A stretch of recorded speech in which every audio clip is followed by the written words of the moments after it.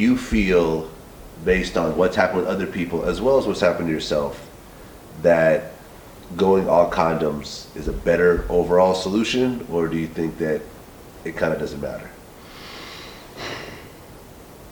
I don't think condoms are as effective as people want to say they are.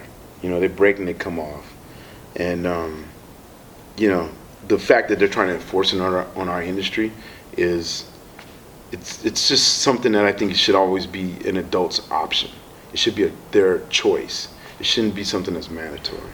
And the reason why I say all that, and you can say you can prevent HIV, I think the best way to prevent HIV is just abstinence. I mean, if you don't want to, you know, if you don't want to risk it, then don't do it. You know, and if you are going to do it, then, you know, narrow your partners down and get tested, you know, as frequently as 2 weeks every time. Yeah.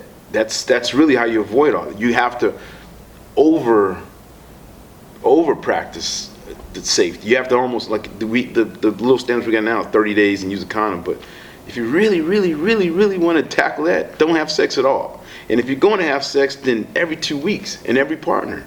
And if you're going to, in condoms, and double up your condoms. I mean, that sex thing, you know, that happens and shit happens. I mean, but you can't live your life in fear either. You can't be like, you know, oh, you know, you just don't know. You just don't know. And I think if you're quick to be about HIV and you want to be pro advocate, then I think you got to take those steps further than anybody else. You know, it comes down to money.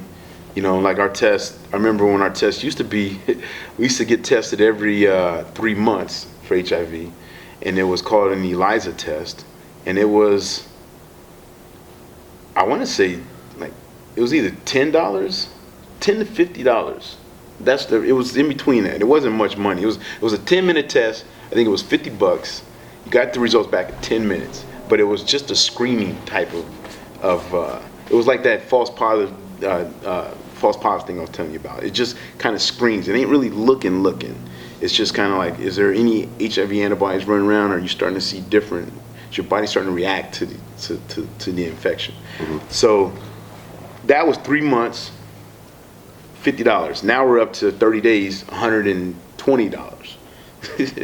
So 2-week tests, quick results is probably going to be running about $150, $160.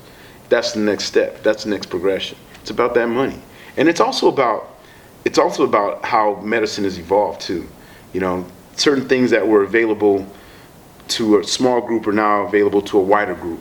And testing has gotten a lot more proficient, and treatment has gotten better. You know, HIV is, you know, there was a kid it was a baby that was just treated recently. Yeah, a little girl that was just treated for HIV after being positive. They eradicated it out of her body, if that's the right word. Yeah. So I think in time they're getting better at it, and they're trying to figure out a way to conquer it. It's a 30-year-old disease, you know.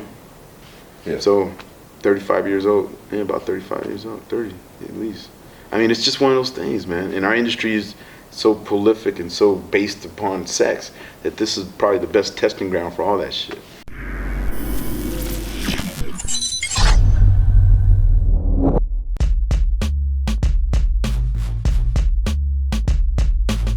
But that's Drake rapping.